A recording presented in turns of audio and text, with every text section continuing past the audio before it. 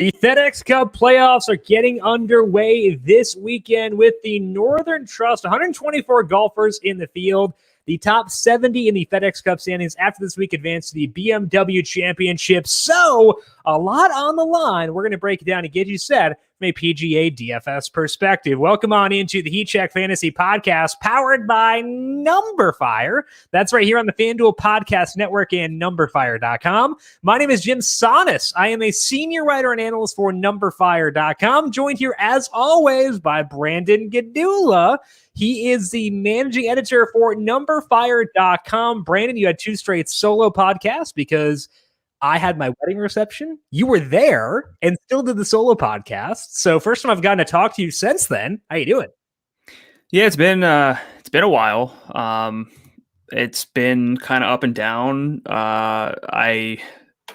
Last week we had a bunch of withdrawals, and I still had an outright on Russell Henley, who blew a 54-hole lead. So that was tough. But yeah, I mean, look. You know, you're a fantastic podcast host, a wonderful person. I would never say that to your face, but I missed you. Doing a solo pod is not my strength. Took a lot. I was in Audacity cutting out like a bunch of those. Leave it all in. Leave it raw, man. People love the It's not authentic. It is. Well, that's what I tell myself when I'm lazy. There's a scene in Community, which is possibly my favorite show of all time at this point, and Jim refuses to watch it. I've watched more than a season. Give me some credit, man.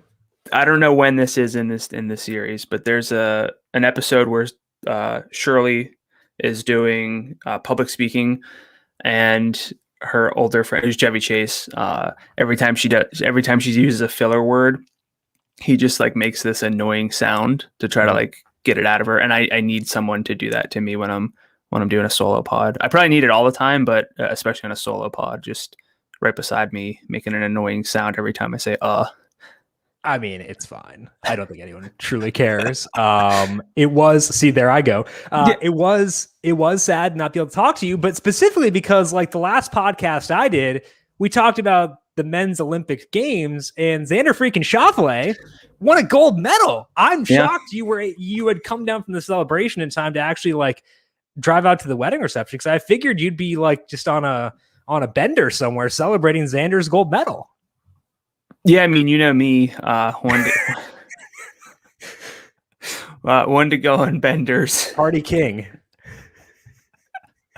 Hey, I did have a glass of champagne. You did. I did drink that. So yeah. It was a good time. But I got pretty messed up. I know. Just it'll do some stuff to you, especially when you are in such a mental state after Xander Schauffele becomes a gold freaking medalist. I think you had a win pick on him as well for that one.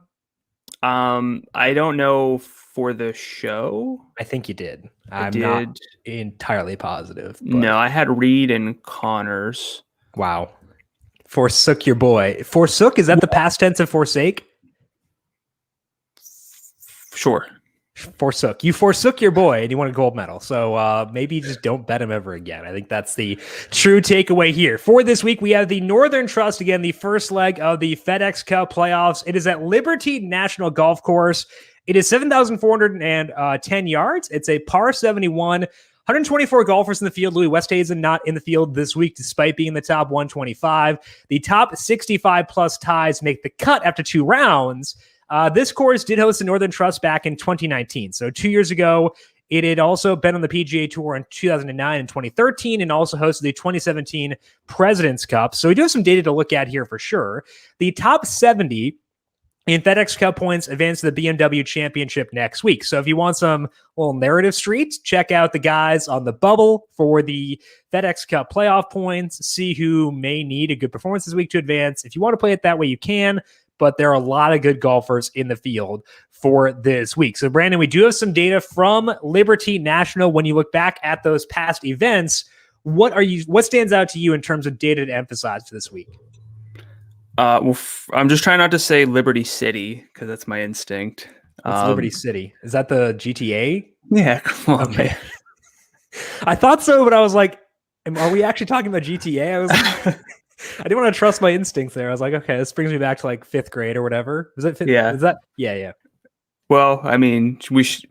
No, we wouldn't have been playing GTA in 5th grade. Absolutely not. Was that the one that was out back then? Liberty City. What year was It was that? GTA 3. What Liberty was the first City. appearance? Well, Uh, 2009. Oh, 2005. So yeah, I was like an 8th grader. So yeah, I was 14. I was definitely playing 2000, that. 2005 for GTA 3? Are you Yeah. sure? Yeah, I must have played 2 when I was in middle school. There's no way. Yeah. Well, we'll look. I feel like I was a lot younger than that for GTA 3, and I thought Vice City can't. But anyway. Either way, it was too soon. That's all Yeah. I know. Yeah. So the 3 winning scores at Liberty National in those events, 2009, 2013, 2019, were 9 under, 11 under, and 9 under, and the 3 cut lines were 1 under, 1 under, and +5. Just in case that's relevant for you, but we could be looking at a winning score that's closer to 10 under than it is to 20 under, and that does change the way that things should shake out. We should have a little bit less volatility, and the better golfers should be able to separate more easily. And if you look at FedEx Cup tournaments and the winners, I tweeted this screenshot from Wikipedia. I did a lot of research to find it. It's basically just studs who win tough events, and that's something that we should keep in mind, more specifically for outright win bets, but also for maybe a little bit more of a balanced build, not getting too aggressive with our value plays. But that's more game theory. Just wanted to kind of point that out, especially with the winning scores being what they are. We're looking at small greens, around 4,700 square feet on average. That puts them 4th in my database out of about 50 courses. In terms of green size, we're looking in, think like Pebble Beach, Harbor Town, TPC Southwind as well. So really small, lots of bunkers, 4th most in that database, 5th in water hazards as well. So could get a little bit tricky there. I think that puts an emphasis on strokes gain approach, because you need precision, especially for the small greens, avoiding bunkers, avoiding water. So that's always going to be my number one stat. But I think especially this week, the 3 winners at Liberty National ranked 4th, 2nd, and 2nd in strokes gained tee to green among cut makers in that year, or in that event, I should say. Not that I don't want to imply season, which is like sounds obvious, but sometimes it's more about putting, and that's not really been the case. They've ranked between 20th and 32nd in putting whenever they won, average around 26. So like it hasn't been amazing. It hasn't been just the putting. So I'm looking at tee to green data, and if you look at Data Golf's course fit tool, nothing really substantially jumps out as more important. So I'm going to play this one a little bit down the middle. And I think that the most important takeaway there is that driving distance is not a prerequisite. And so that brings a lot of other golfers into play. So my key stats for the week are strokes gained approach. Number 1, still strokes gained off the tee, I think is important. Strokes gained around the green, bogey avoidance, and bent grass putting. Yes, that is all 4 facets of the game with driver, irons, wedges, and putter. But tough field, tough-ish course, you can't really be a bad golfer and contend here. There's less margin for error when you have so many guys who can take advantage of the errors you do make. And I think that matters a lot. Looking back at 2019, if you check out the leaderboard for that event, there were a lot of guys who just weren't, like you mentioned how distance is not a prerequisite, but also they just weren't great off the tee in general. And I think that that's kind of interesting for this week too. Data Golf doesn't de-emphasize off the tee play on their course fit tool, but Patrick Reed doesn't stand out anywhere off the tee. Hey, the answer is obviously very accurate. HV3 was up there, and he does have distance, but there was not one route. But Jordan Spieth that year was awful off the tee, but still graded out really well overall. So I think that what I might wind up doing is being pretty lenient with guys who may not be great off the tee in general. I don't want them to be bad, but I'm okay. A Cameron Tringali type guy, a Patrick Reed, Jordan Spieth. I mean, Spieth has been a lot better off the tee recently, but it's not a plus for him. And so someone like him could benefit in a situation where off the tee play may not matter as much. So I think that's kind of what I was seeing there, is just de-emphasizing off the tee play in general, maybe bumping up guys who don't excel there but are not actively negative, and potentially trying to get in on them when they can feast with the other aspects of their game. Do you think that's a proper takeaway? Yeah, I actually added this to my spreadsheet last week, but included things like strokes gained ball striking, which is off the tee, plus approach play, short game, which is around the green and putting. But also I did one that was basically fairway through a green. Mhm. So just take out off the tee play. So for courses that don't particularly require gaining a ton of strokes off the tee, the top 5 over the past year in my database that adjusts for field strength and recency. Top 5 this week: Xander Schauffele, Patrick Reed, Webb Simpson, Daniel Berger, Jordan Spieth. And that's for the past year, you said? It's past year. Weight gives more recent rounds, more weight. Okay. And that's basically strokes gained without driving. Okay. Interesting. I think Spieth would probably be higher if it were a more narrow range, if I had to guess, just because. 5th? I mean, but yeah, like that's how good he's been elsewhere the past sure, 6 but months, like, though. Like sure. he's been stupid good. Yeah.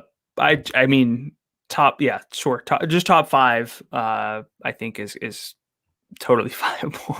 Pretty rough, man. Could be better. Could be better. That is for sure. So we're going to talk about golfers who fit this. We'll also talk briefly about golfers who played here in 2019 or in previous years and what that could mean for this week. But first, hey, sports fans, FanDuel is offering an exclusive promotion for new sportsbook users. Join FanDuel Sportsbook today and make your first bet. If you lose, we'll give you a refund of up to $1,000 in site credit within 72 hours. Your first bet after depositing will qualify if you have multiple selections on one bet slip.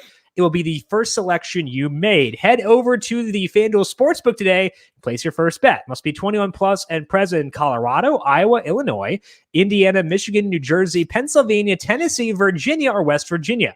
New users only. Max bonus $1,000 site credit. See full terms at sportsbook.fanduel.com. Gambling problem? Call 1-800-GAMBLER. In Colorado, 1-800-522-4700. In Iowa, 1-800-BETS-OFF. In Indiana, 1-800-9-WITH-IT. For confidential help in Michigan, 1-800-270-7117. In Tennessee, call the Red Line, 1-800-889-9789. Or in West Virginia, visit 1-800-GAMBLER.net. As mentioned before, Liberty National, not a constant presence on the PGA Tour. So we're not going to do the full course history that we usually do here on the podcast. Instead, Brandon's going to run through some golfers who have done well here in the limited rounds at Liberty National. And Brandon, when you look at that, who are some guys who have done well here in the limited history in the past? Yeah. Well, Grand Theft Auto 3 came out in 2001, which sounds more appropriate. What? Oh, I just looked up. I hit the wrong Wikipedia link. It's Liberty City Stories, which means it was like an add-on. Yeah, I had the Wikipedia page still pulled up because I was actually reading it. I knew it was the earlier part. I would have guessed 2001. I was 10, which means I definitely was playing it in middle school. Oh, I remember San Andreas came out on my birthday when I was. So I think the reason the Grand Theft Auto Stories or the Liberty City Stories came out is because it was just for PSP. Apparently, if you remember PSPs being a thing. I had one, yeah. And then it was for PS2 later on. Yeah. I definitely played it on PS2 and not PSP because I never had one. Well, I had like the original Game Boy, and then nothing until I got a brand new PSP from some kid who had zero interest in it for like $100. Where do you find these people who I can talk to get free stuff? His interests were not in video games, but more in other like theatrical things. So he had no use for PSP, but I'm pretty sure you could play like movies and stuff in it. Either way, sold it to me for $100. It was best purchase of my life. And all my financial decisions have gone downhill since. But as for the best, you peaked early. Yeah.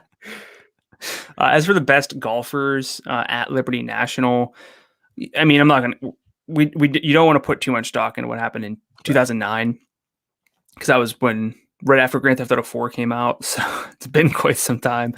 It's been a second, or 2013, which was Grand Theft Auto 5. So just trying to give you guys actually some context. Been none since then. Yeah, that's wild. Okay. Yes. Huh. Yeah. But the next one's in like 3 years anyway. So it's just like you got time.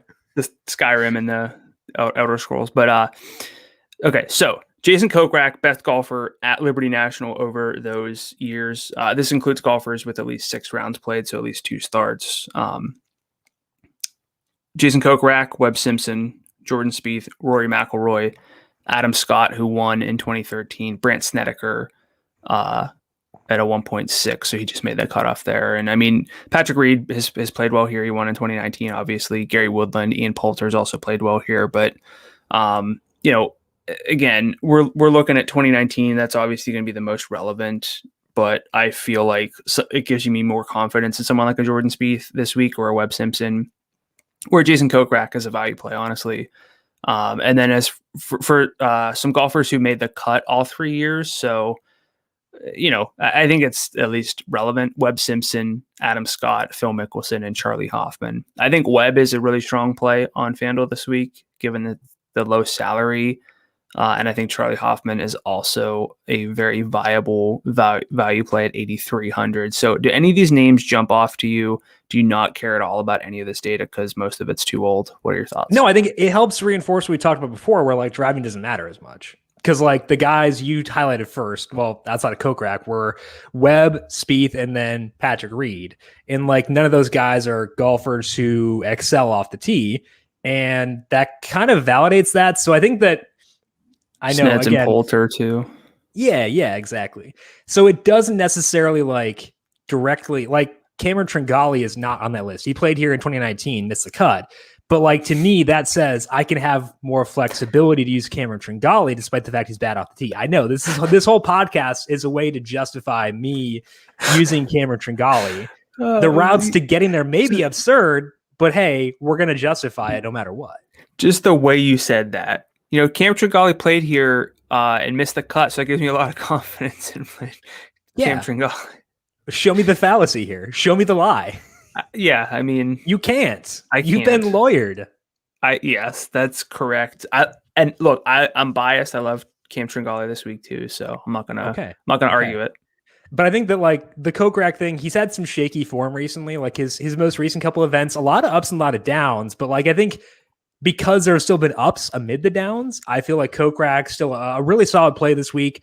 Webb is interesting because I like Webb generally. I cannot tell you the last time I used Webb, because it's been less than ideal at times, but did show upside at the Wyndham, gained 8.5 on approach there. The reason why I've been less inclined to use Webb is because the approach play had been a bit middling in the interim there, did spike back up at the Wyndham. So I think that Webb is interesting. He's in a range I do like, right by Paul Casey at 10-2. So I think that Webb is interesting. And I would say that if we're going to talk about, you know, off the tee play mattering a bit less, I think that he might be the guy. It's him, Reed, and Spieth as the guys who stand out most to benefit if that does wind up being a correct narrative. Yeah. And Tringali. That's why they're that top five that I mentioned before, which had Spieth egregiously low. Tringali, though, is in that, again, like strokes gained without off the tee. He's 15th in the field, despite that salary. So could be higher. Could be higher if we just narrow down more. Well, you know, why not? So let's move now to current form, talk about some golfers who are in interesting form, I guess is the way to phrase that here as we transition to talking about Rory Mcilroy.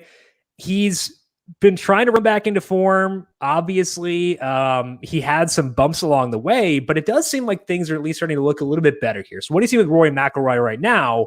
And what does that lead you to think with him at $11,400? Yeah, I mean, for Rory, his iron play is pretty much back. Like you look at his event log and you look at the strokes gained approach numbers, it's pretty much what you'd expect from Rory. Which makes it really scary not to like Rory at 11,400. But, you know, we still have to shake those thoughts. It took him a long time to get back to his usual form at the start of 2021. Missed the cut at the Players and the Masters, but won the Wells Fargo back in May at a course where he dominates usually. 7th at the US Open, 46th at the Open, 4th at the Olympics with no hat, which was a cool look. Even though it's not for me, it was a cool look for Rory. 12th at the St. Jude. But in that loaded WGC FedEx St. Jude, he was elite with the ball striking, ranked first very easily in strokes gained off the tee with 5.9. Only 2 other golfers got above 3 in that event. He was 3rd in strokes gained approach, didn't putt or chip particularly well, which has kind of been the case for him. It's not always been bad, but it's kind of overall been baseline, which isn't great, unless the ball striking is as good as Rory's, which is kind of back to Rory level for the most part. Was 23rd and 7th in his career at this course, the 7th coming back in 2019, so it's more recent. I can't go so far as to like want to bet Rory. I think he's one of the weaker win bets, but at a salary of 11,400, I think we're probably going to get some leverage because of the overall 2021 form for Rory. So any thoughts on him this week? Yeah, I mean, I think that he's interesting at 11-4 because I think it's a low enough salary. There is a bit of a gap between him and Jon Rahm. The tough thing is I wouldn't say I said big enough. I'm going to directly refute that. It's not a big enough gap to erase like the talent gap. So Rory's not a cash game consideration for me. I think there you want to get up to Rahm, and I wouldn't go Rory over the other options. But for tournaments, I think sprinkles make a lot of sense. The problem is it is a really tough field. And if I'm using Rory, that's at the expense of Spieth. That's at the expense of Jon Rahm. And do I really want to lower exposure to them? Potentially not. Xander's right in that range too. So I think that the way that I want to play this is kind of play the wait and see game. I want to see what the fan share tags look like on Wednesday night. See if Rory is a guy flying under the radar. If he is, then I'm going to be very inclined to use him because I think there's little separation outside of the Rahm Spieth area. I'll put Spieth kind of in that tier. I think there's very little separation in that second tier here. So if Rory is the guy in that range who winds up going overlooked, with how good his ball striking has been, it makes a lot of sense to dive in. But I kind of want to get that confirmation first. So to me, he's a wait and see guy. That is an unsatisfactory answer, I know. But I think that's the bucket in which he fits best right now. Does he grade out as being more than that for you? More than a wait and see type guy? Oh, I just have to wait and see. Well, okay. So FanShare, I mean, it's early, but FanShare has Rahm and Spieth and Morikawa leading the way with 4 tags. So again, super early, and this will all change. So, and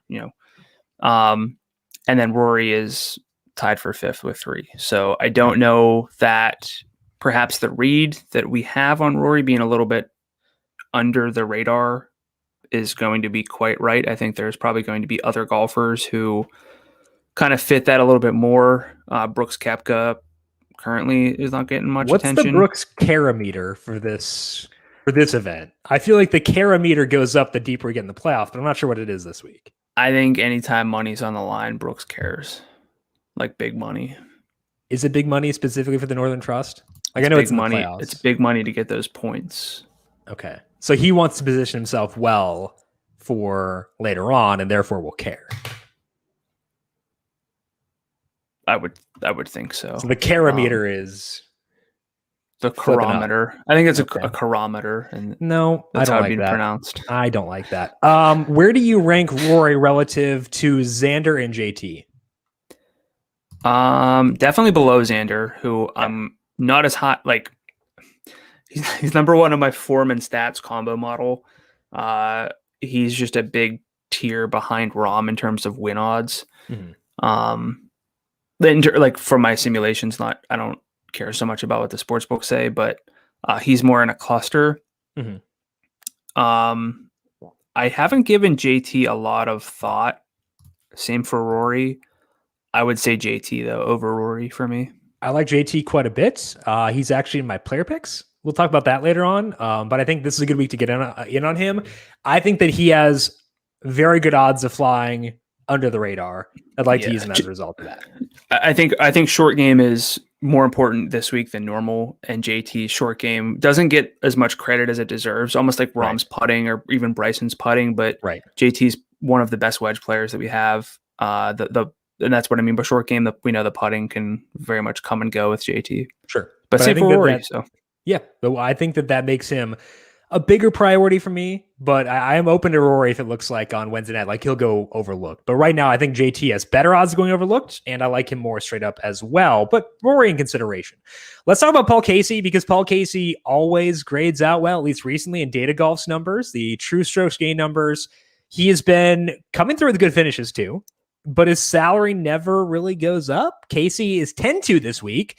That's coming off a 5th place finish at the WGC St. Jude, in which he actually lost 1.3 off the tee. Very abnormal for Casey. He gained 4.1 in approach and gained 7 putting. That part also abnormal, but that was after he finished 4th at the Men's Olympics in Tokyo.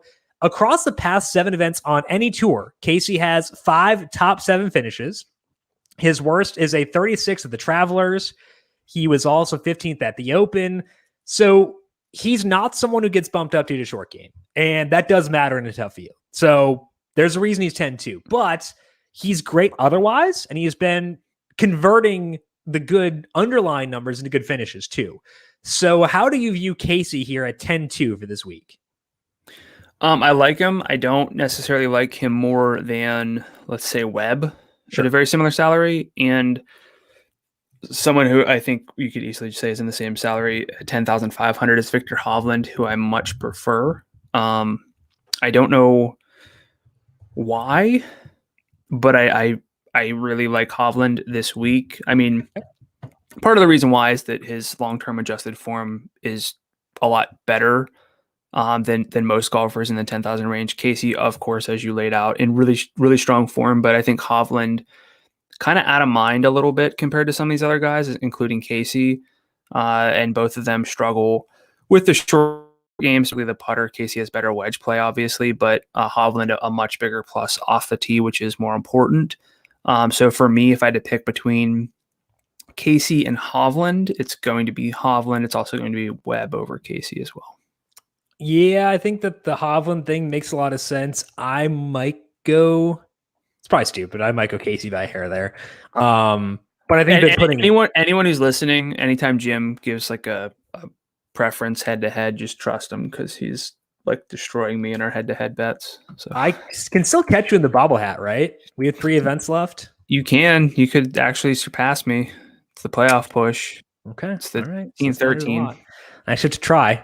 This is upsetting. Anyway, with Casey, I think if I had to rank those 3 specifically, I would go Webb 1, Casey 2, Hovland 3. It's not because I like Hovland less. It's because he's 10-5, and those $200, $300 go a pretty long way this week to me. Like, that's the difference between, like, we talked about Tringali. I like Kevin Streelman. They're both 8-7. The difference between them and like 8-4 to me is a lot. So I do think that salary makes a difference. So I don't fault you for ranking Hovland that high. I just think that I'll take the savings and take those guys. So I view them as being in the same tier. So give me the savings there. Yeah, I mean, I'm not going to argue that. I think this opens up a broader discussion. I know we're kind of deep into the pod and we're still in current form, but just from a game theory standpoint, like a roster construction standpoint, this tier being so strong. I mean, we get tier Latin at 95 as well. If you dip down, Tony Finau, can say what you want. The long-term form still really good at 97. Joaquin Niemann, 94. Your Cam Smiths, those guys. You could build a 6 golfer lineup between like 9,000 and 11,000 and feel really confident with all of your golfers. Yeah.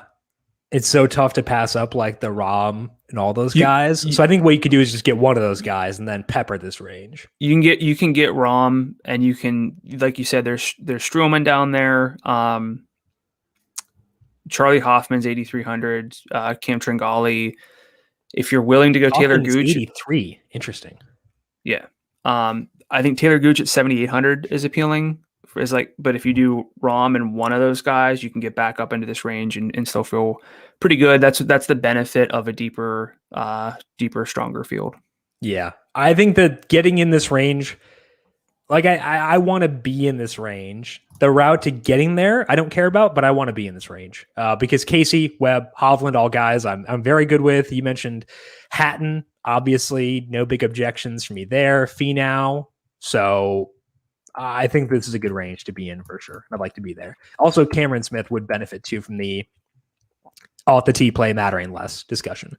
Let's move now to Ian Poulter. You talked about him briefly in the course history section. Let's talk about his current form. He's $8,800. What do you see with Poulter recently? Yeah, your boy, Ian Poulter. Actually, I'm okay with that now. Ever since he called Hatton and those guys like a bunch of Muppets, I now decided he's great, and I'm back on Team Poulter. I'll get you some Poulter pants. I'm not wearing them. But he's rounding into form just in time for the Ryder Cup. I think he's worth discussing this week at that salary. He's played the weekend in 8 straight events. One of those was a no-cut event at WGC. But he finished 10th at the St. Jude at TPC Southwind. Has 4 top 26 finishes in those 8 starts. The 26 was at the Open, so I'm not going to not count that by just looking at top 25s. That's a little bit silly. We know who Poulter is. He's someone with a really good short game and who struggles or just can't. Who benefits whenever distance isn't a must, and that's what we get this week. Distance can help. It's going to help certain golfers, but you don't have to have it. We know the short game's there. For Poulter, it's a little bit less easy to bank on an elite short game to get you out of trouble, but Poulter has finished top 10 here in each try, finished 50th in putting among cut makers both years that he made the cut. So doing it tee to green at least, and I think there are reasons to like Poulter. Since going over the rest of the field, he's not necessarily one of my favorite value plays, but I think Poulter at 8,800 still very much in play. Just might not make a core play recommendation for me. What about you?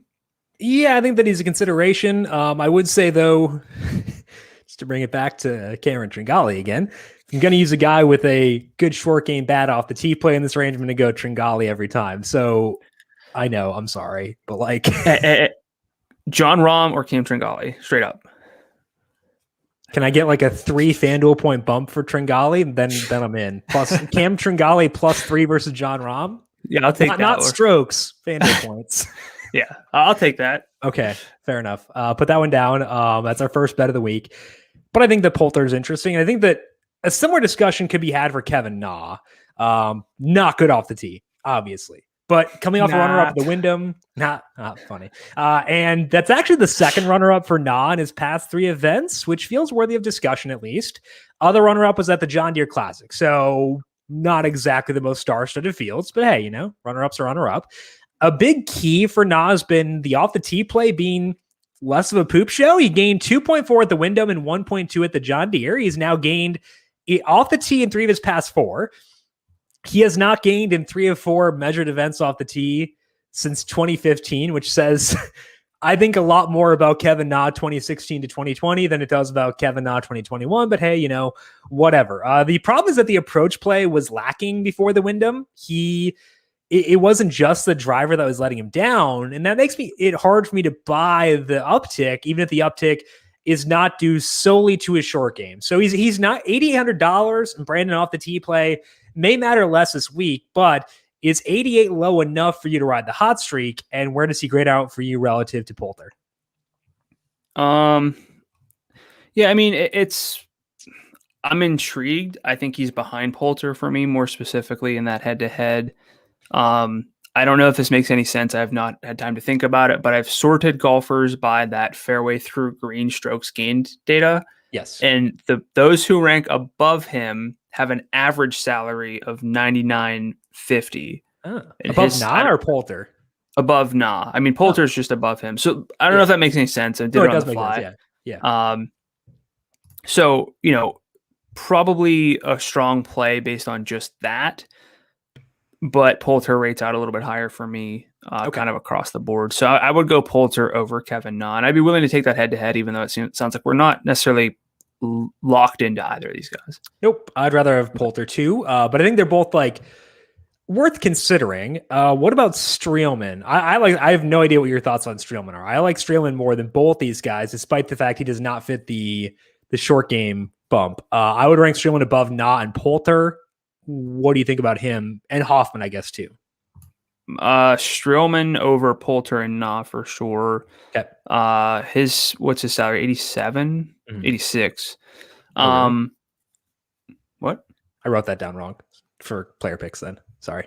I just didn't hear what you said. I was talking. So I would probably go with Streelman over Hoffman. Okay.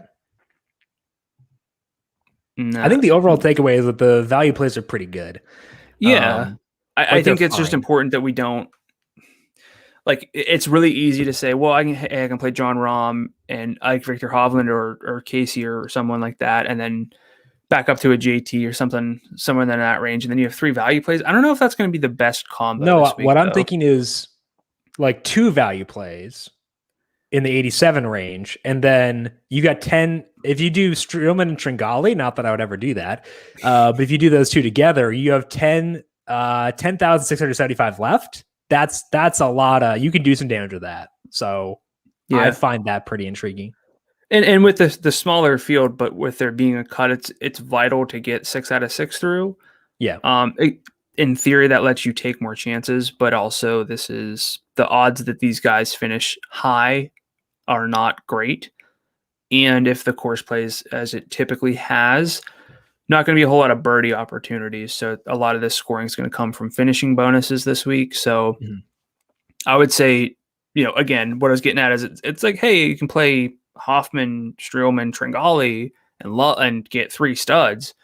But I don't know if that's going to be a high enough upside lineup with the 3 value plays. So if you do Tringali and Streelman, you can use Rahm and get 3 guys in the 9,099 to 10.5 range. It's Reed, Hovland, and Casey. You just the whole lineup. Anyway, you can do that, and I like that structure a lot of Rahm, 2 value plays, and then pepper in the mid range. I think that's a pretty fun build for this week. Yeah, I think that's a very easy case to be made. I think it's just a little risky because you're asking a lot from those 2 value plays to have high end upside. So I think I might always going to win. So like we're getting the winner already via the value play. So why do you care? Yes, every time I build a lineup with a value play, I say this guy's going to win. No, not with a value play, with Cam Tringali specifically. Well, then if you know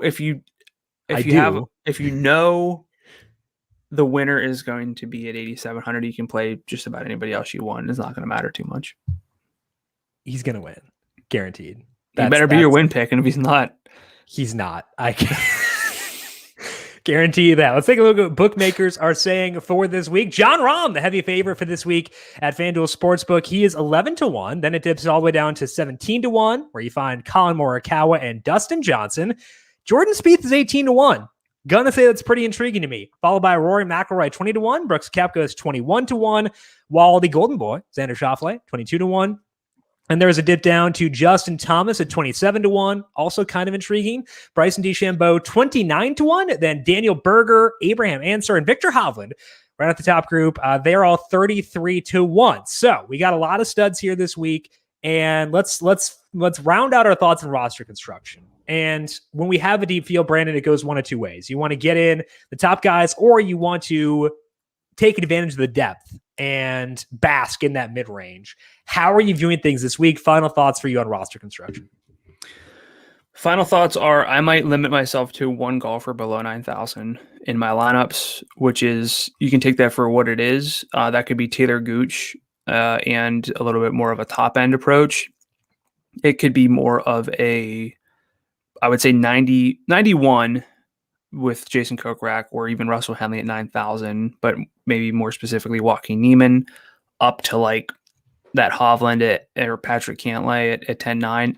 I think that range is, I really wouldn't talk anybody out of any golfers between 9,000 and 10.9 this week. So I think that's a really strong tier. Mm-hmm. So for me, the value in the 8,000 range is appealing, but I don't want to get caught liking it too much and capping my lineups upside. So that's kind of my final thought. Yeah, I think for me, the two value plays, so I think have a path to a top 10, is a very viable path to a top 10. I think that's where I want to go. And then maybe get a Rahm and then bask in that mid-range, or, I do think that having both Rahm and like a JT type guy down at 11-1, that's enticing. But this is not going to be a week, I don't think, where I have like Rahm and Jordan Spieth in the same lineup. That's pretty tough, just because I think then you are restricting the winning upside of the lineup, which may sound weird given that you're getting the two of the more likely winners in there. But I think it does. The overall win expectancy of the lineup goes down in that scenario, I think. So I think, to me, it's a Rahm and then jump down, or just jump down to start. Whether it be a Spieth, which is not a big jump down, or saving salary elsewhere. I think that's the way I want to play things for this week. Which golfers' odds have shifted since things opened up yesterday? Basically everybody's to some degree. I mean, like everyone kind of, I should say probably wiggled. It's like one to two, but the golfers whose odds have actually shortened: Webb Simpson from 34 to 33, which is nice. Pretty far, actually. What? 34 to 33. It's pretty big. Also big, Hank Lebioda, 320 to 250. Hank. And Doug Gim, 320 to 270. I guess notably, like Justin Thomas stayed at 27 and everyone else basically lengthened. So that's possibly notable. And then Joaquin Niemann stayed at 65. Okay. I think it's also more notable than that Webb moved down if everyone else lengthened a bit. Like that also seems a bit noteworthy to me. Yeah, that's probably the most noteworthy line movement, but I already liked Webb, so I'm not really feeling like I need to overcorrect. And it's also not like Webb has been embrace the confirmation bias. Embrace the confirmation bias, Brandon. That's the way we want to play things always. That's what I'm doing with Niemann.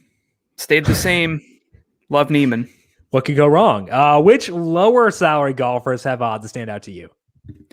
Going back to like that 95 to 9,000 range, if you like, everyone's like 60 to 65. So it's again a pretty decent range to build around if you want to do that, but more specifically at or below 9,000. Russell Henley, too soon, and Ian Poulter, both 75 to 1 on FanDuel Sportsbook. Siwoo Kim, Sergio Garcia, Kevin Na, Brandon Grace, 90 to 1. Any big takeaways from you there? Siwoo Kim is a guy I kind of looked at, but I got a little scared off based on the recent stuff. What about for you? I mean, the recent stats for Siwoo Kim are going to be terrible. You were out, so I didn't really get to like really hammer home how bad he was, how bad his numbers were. We lost 16.8 strokes from approach at the St. Jude when he carded that 13, and also lost, 7.8 strokes putting. So he was not only like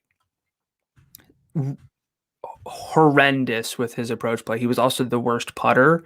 So his short-term stats are going to take a while to balance out and recalibrate. But I mean, I don't dislike it.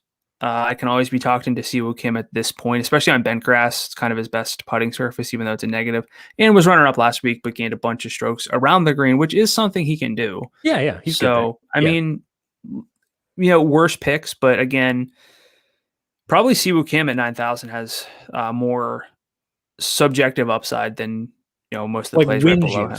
Win juice is probably the grossest phrase I could possibly use, but he has win juice, and I think we got to brand that. I'd really rather not. That's like that's like a morning coffee, like flavored coffee drink. You get it. I'm gonna like a sheet. I'm gonna go regional. I'll say sheets. Legally distancing myself from this term. Weather for this week, it's gonna be wet. The course is likely to be soggy when the first guys tee off on Thursday. Rain is expected that morning. Winds are consistent throughout the day, so they're around 10 miles per hour, so not like a waves thing, but there will be some dampness in the morning. More rain possible overnight, Thursday into Friday. The wind is calm throughout the day with a slight decrease as the day goes along. I would not view this as being a major leg up for either wave, but it is worth noting there is some weather, specifically rain and stuff like that. So you could play waves. I don't think that anyone specifically would benefit, but maybe you just try to play that angle either way. Rain is possible both Saturday and Sunday as well.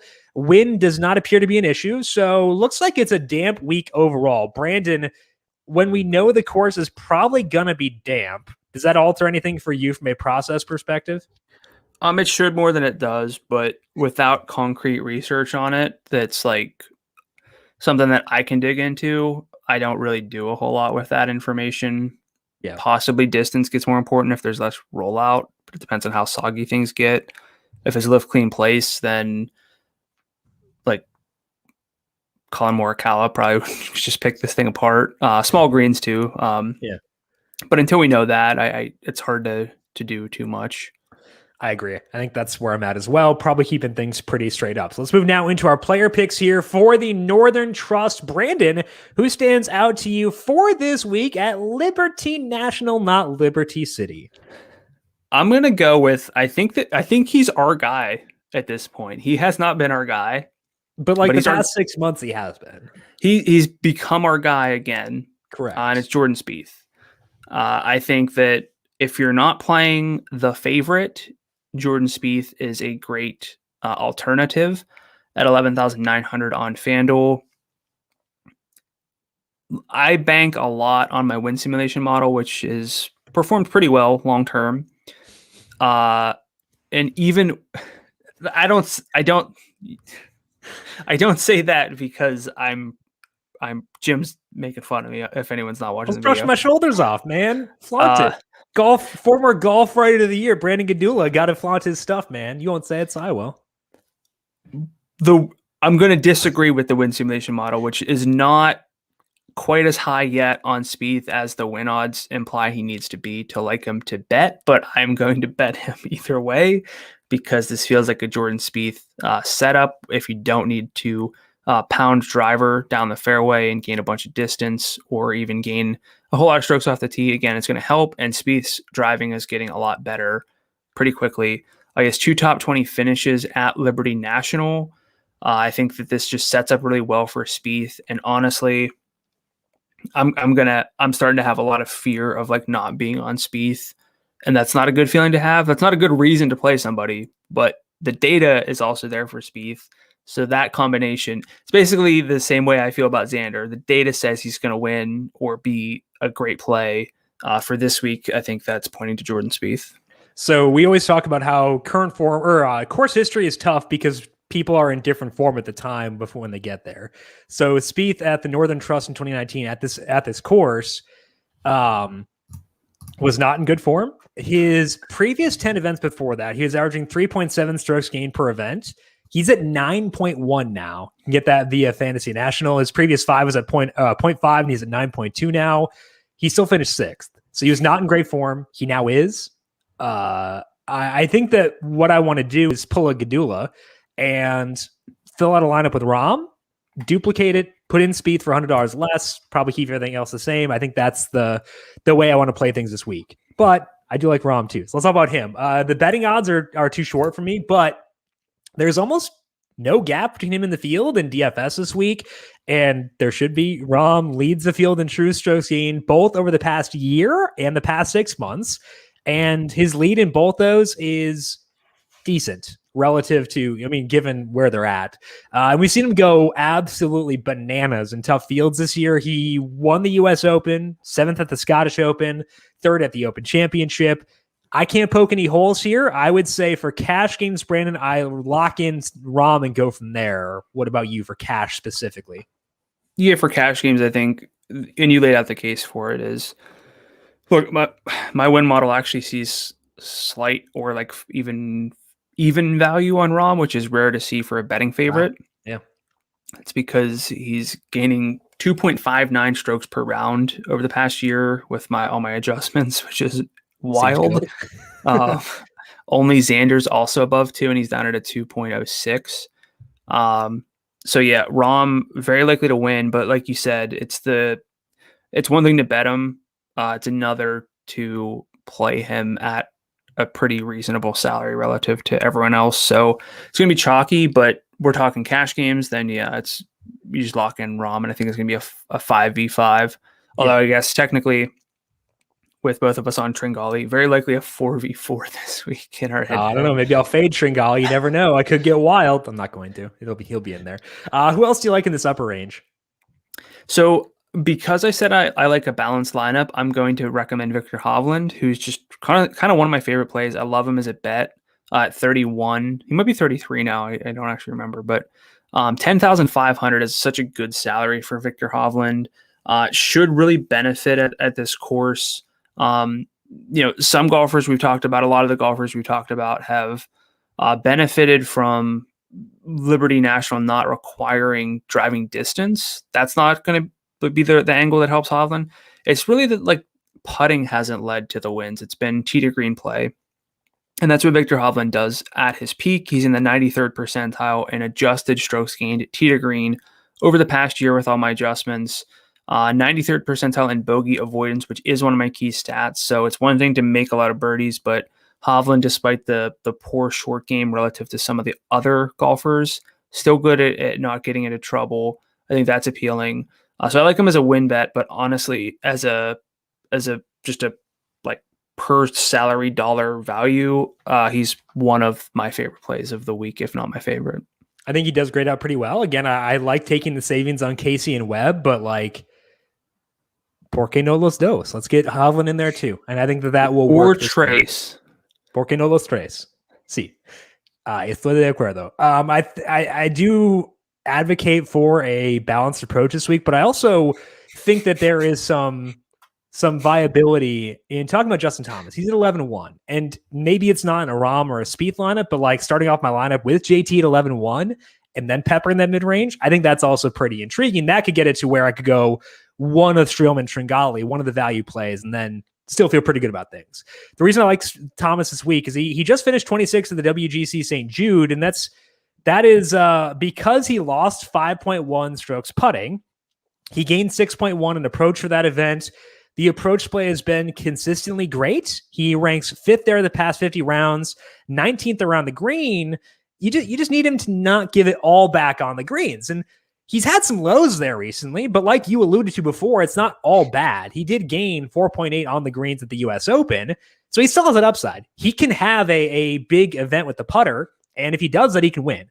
So I think that 11-1 is forgiving enough me to talk about JT as being someone I want to actively make sure I have exposure to. What are your thoughts on Justin Thomas for this week?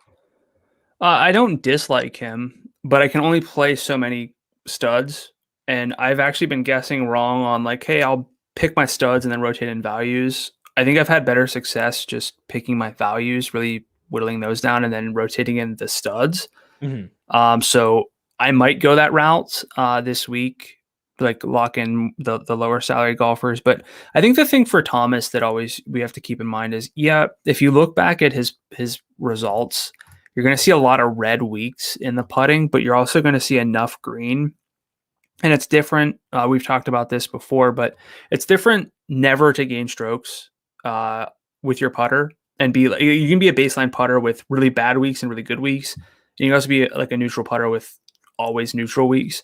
JT needs to get like 3 strokes gained putting, and he's live for a win anywhere. It doesn't matter how good the field is. He can gain strokes against anyone, tee to green. So I would never talk anyone out of JT in an event like this. He's not my favorite play. I'm probably not going to prioritize him at all, but I see the case for him this week. I'm going to prioritize 20% of him, I think is the way I want to play this, just to make sure I have some exposure. I think that he is really enticing. I would not expect him to be on 20% of rosters, given how good the field is. So I think that I'll be overweight on Justin Thomas this week. Let's move now to the mid-range. Good range, as alluded to. Who are you looking at there? Patrick Reed. I've talked about him in the mid-range before, but that's because he's like 10-1, and I said, like, hey, I'm talking about Patrick Reed. He's 9,900 this week, which is not substantially different than 10-1, I know, but it's firmly in that mid-range that we're looking at, and honestly, just too good of a salary to ignore Reed, who is the defending champ at the course, not of this event. He was 4th in strokes gained tee to green in that win, was abnormally good off the tee that week, which I'm not banking on again. But the recent form, while not amazing, is still good enough. Lots of travel, but that's kind of starting to be in the past for him. And we're looking at a course where short game can kind of guide him to another win. He has good success in smaller field events too. I think it brings out the best in him to play these tougher events. And again, like if the winner's closer to 10 under than 20 under, I think that sets up well for a Patrick Reed week. I agree. And we talked about Webb. We talked about Casey. We talked about Hovland. If I can't get to them, I am very, very, very okay settling for Reed is like a settling is not the right word. I am very okay taking the savings and going Reed, because I think that he grades out really well. With that said, I'm going to cheat and put Paul Casey in the mid-range, despite the fact he is 10-2. Our podcast star rules, baby. He is too good for his salary to be this low. Casey ranks third in approach the past 50 rounds, according to Fantasy National. Also 20th around the green and 39th in bentgrass putting. Casey ranks fourth in true strokes gained the past 6 months. The guys above him are John Rahm, Jordan Spieth, and Colin Morikawa. What more you got to say? Paul Casey, I think that at 10-2 makes a lot of sense, but I will say I would like to get a lot of Hovland, Casey, Webb, Reed. So the further we've gotten into this podcast, I would say the more I've talked myself into one Rahm, Spieth, JT, one of those guys, and then just absolutely berating this tier. I think that that's the right way I want to play things this week. And to do that, you really play one golfer below 9,000, which is kind of what I landed on. Or you can play two. You can, sure, but I'm just saying we're getting to be on the same page. Took us, hey, different ships, same destination, same port. I don't know. I think would that work? Is that a thing? No, I made it up. Okay, I like it. So I changed it on the fly to port because I think that the different different ship Newport. What was it called? What? Different ship Newport. Whatever you did is better than different Pocket ships, but Aces, to the Pocket same port. Kings, Pocket Queens. Which brings us to your next mid-range pick. No, nothing is better than saying you got 6 cards in your Openly hand. admitting to cheating. Yes. Yeah, that is the biggest baller move. And I'm still on Jason Kokrak, especially at 9,100. This is good evidence too of Jason Kokrak would probably be, I don't know where I'm going with this, because 97 in like a field, like a full field that's not quite this strong. He's 91 this week, so a lot of savings there. And he's doing it all with the putt, not all, but the improvement really comes from the putting. And that's usually a red flag for us. But this is like long-term improvement in putting, not like a 3-week sample where, oh, this guy's been top 10 3 weeks, let's play him again. He's doing it all with putting. It's different. He is very good tee to green. The wedge plays bad, 21st percentile over the past year, but 81st percentile in strokes gained ball striking, so off the tee and approach. Was top 16 in 2013 and 2019 at this course, and he did that by gaining ranking top 10 in strokes gained tee to green in each of those. I considered Kokrak for this spot. Very in on him, very okay with him, and will be here for sure. My mid-range pick outside of Paul Casey is Corey Connors, because we talked the whole podcast about bumping up short game. So who else would I discuss other than Corey Connors, who still has his flaws, but he's at least getting better, and he's just $9,300 this week. Connors has slipped back into some old habits with some rough short play recently, but still managed to have some pop events. He gained 2.1 around the green at the US Open, 2.2 putting at the Memorial, and having the ability to have those weeks, like you were talking about JT, is how you get upside. And he at least can do that. He's not an active negative every event there. Pretty close to every event, but not quite. It's especially helpful that Connors doesn't need to do much there to feast. He just has to not suck, because the ball striking will be very good. He ranks 9th in the field off the tee, 10th in approach. He can navigate his way around the hazards at this course. If he were higher salaried, I would nitpick more about the short game issues, but he's 9-3. I can live with it. What are your thoughts on Corey Connors this week? Yeah, I mean, he's in that conversation, but for me, the gap between Joaquin Niemann and Corey Connors is a lot bigger than $100 in salary. Even though Niemann is 65 to 1 on FanDuel Sportsbook and Connors is 60, I much prefer Niemann, and I prefer probably going down to Kokrak as well. I was going to ask if you'd have interest in a Niemann versus Connors head-to-head. I don't think Connors is great for a head-to-head format is the issue. Connors versus Kokrak.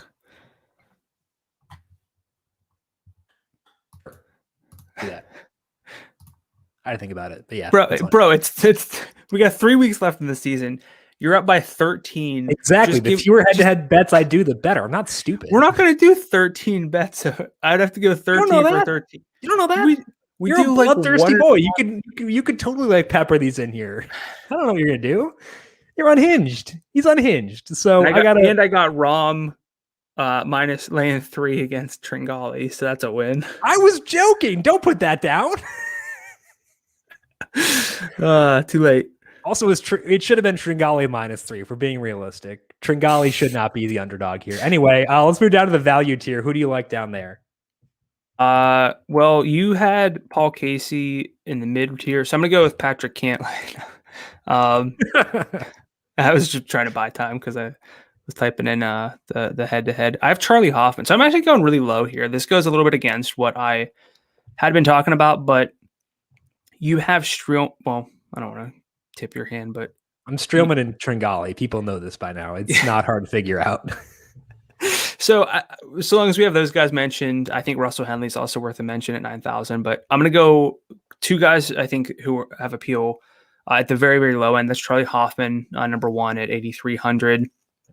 He's made the cut here all 3 years that he's played, making him one of 4 golfers, as I mentioned at the top of the show. And a lot of that data is old, but the current form is still really good. He does have a weakness, and that's the around the green play, but that's always the least important for me. That could get him into trouble because of the bunkering, but overall, a fine baseline sort of putter on bent grass and 93rd percentile in adjusted approach play over the past year. So I like Hoffman plenty at 8,300.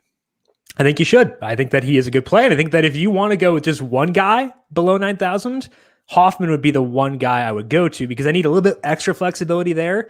He is lower salary than Streelman and Tringali, and I still like the range of outcomes on Hoffman. I think is very good. So I would say if you want to go with just one value play, Hoffman grades out really well in that discussion specifically.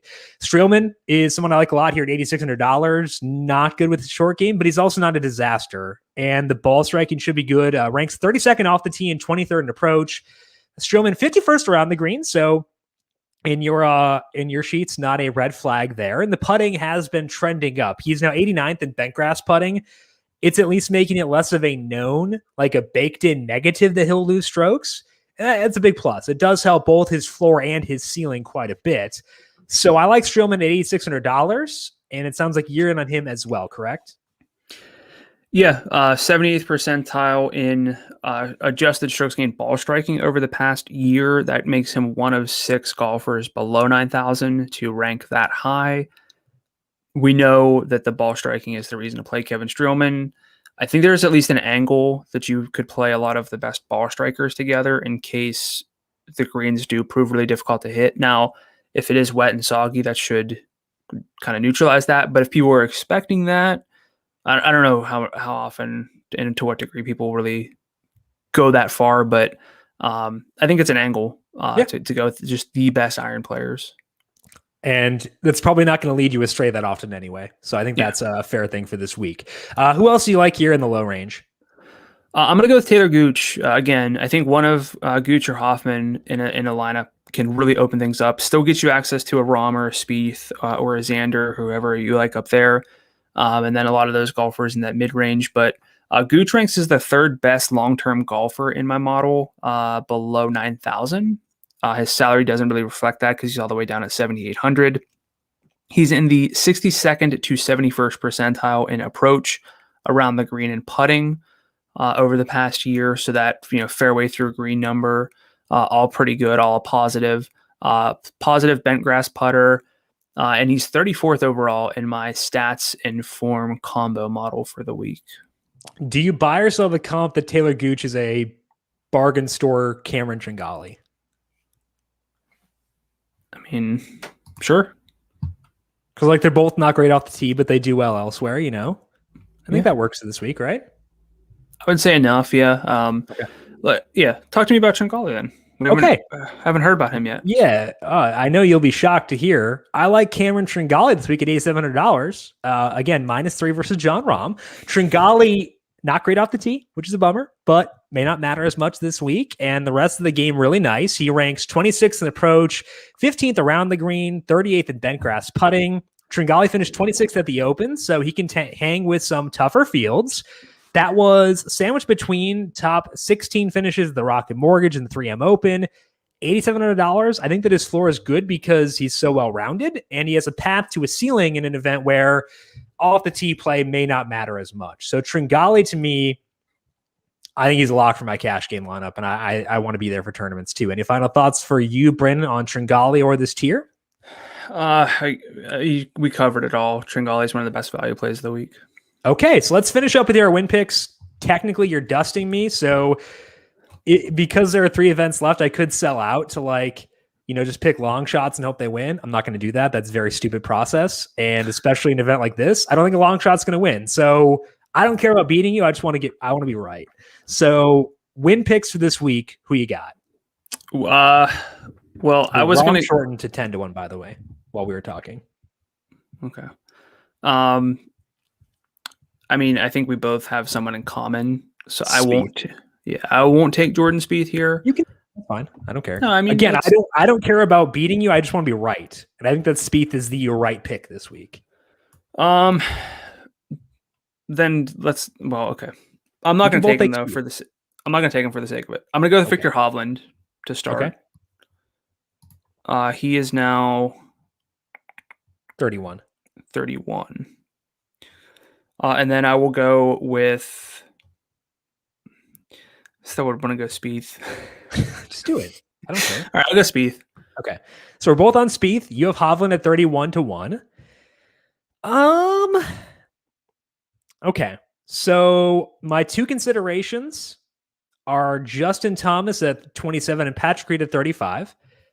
I'm going to go Justin Thomas at 27 because I think that he is longer than he should be, given how good the approach play has been, given that he can have pop weeks as a putter. I think that number is just too long. So to me, it's the 3 best friends that anyone could have: Jordan Spieth, Justin Thomas, Victor Hovland, the win picks for this week at the Northern Trust. Brandon, any final thoughts for you before we close up shop for today?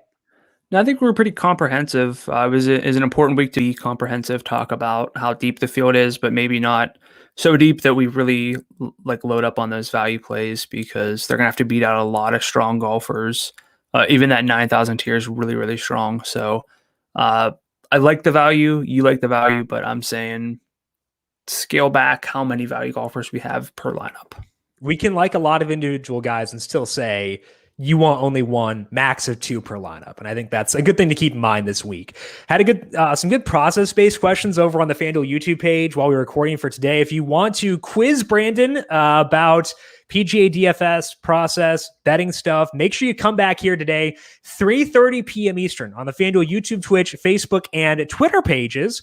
Brandon's taking your questions for half an hour there. I'll follow up with an MLB DFS Q&A after that. So make sure you're subscribed there, but also make sure you are subscribed to the numberFire Daily Fantasy Podcast feed. We've got MLB, UFC, and NASCAR podcasts right now, but also NFL twice a week, just around the corner. Brandon's psyched for the Monday recap podcast, so I can tell already. Going to be a fun time. So make sure you hit subscribe wherever you get your podcasts. And while you're there, leave us a rating and review as well. Brandon, people have questions for you on Twitter. Where can they find you there?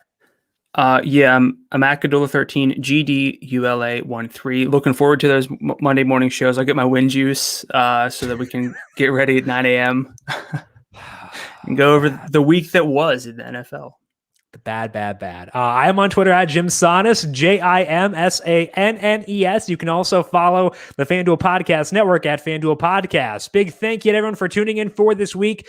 Good luck with the Northern Trust. We'll talk to you once again next week for the BMW Championship. This has been the Heat Check Fantasy Podcast, powered by numberFire.